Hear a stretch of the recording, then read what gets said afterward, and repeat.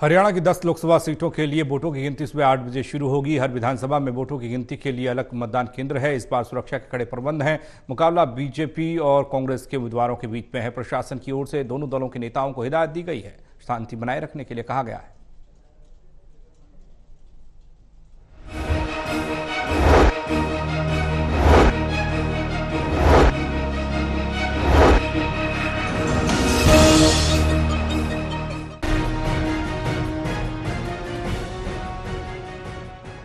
लीजिए, लोकसभा चुनाव में वोटों की गिनती में अब बस घंटों का ही वक्त बचा है।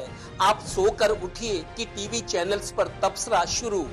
वोटों की गिनती के लिए प्रदेश में 90 काउंटिंग सेंटर्स बनाए गए हैं, यानी हर विधानसभा में पड़े वोटों का अलग काउंटिंग सेंटर। ज्यादातर जगह पर 12 से 14 टेबल लगाई गई हैं। 14 से 18 राउंड के बीच एक विधानसभा के वोटों की गिनती पूरी हो जाएगी।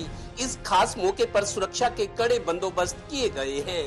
ये काउंटिंग के लिए हमारा जो सुरक्षा का चक्र पहले ही स्ट्रांग रूम का 3 स्तर का सुरक्षा का चक्र पहले से लगा हुआ है, जिसमें सीएपीएफ की कंपनी है, स्टेट आर्म्ड पुलिस है और पुलिस की जो नाके लगे रहते हैं। अब कल हमने 2 और स्तर के नाके लगाए जाएंगे, तो 5 स्तर की जो सुरक्षा है उसका इंतजाम किया जाएगा। यहाँ पे किसी भी व्हीकल को इस प्रेमाइसिस के अंदर आने की अनुमति नहीं होगी, तो इसलिए मेरा काउंटिंग एजेंट से और जो काउंटिंग के कर्मचारी है उनसे भी अनुग्रह है कि अपने वाहनों को इस परिसर में ना लेके आएँ।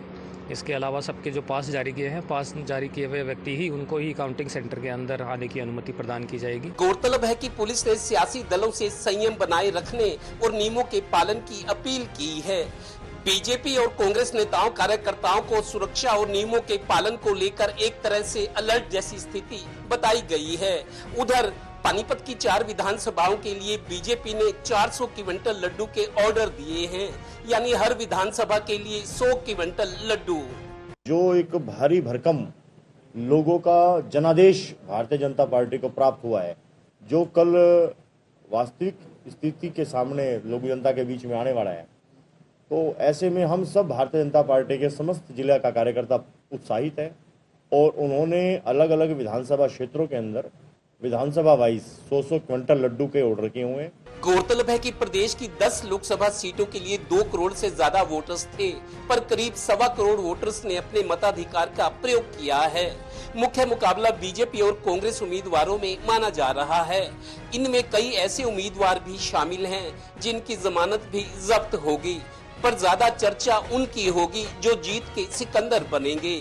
टोटल टीवी की भी यही अपील कि लोकतंत्र के इस उत्सव का आनंद लीजिए, आपसी प्रेम प्यार और मान सम्मान बनाए रखिए। चुनाव तो आते जाते रहते हैं, हम कहते तो हैं, पर कोशिश करिए कि अच्छे लोगों को राजनीति में लाइए ताकि आपका भरोसा बना रहे।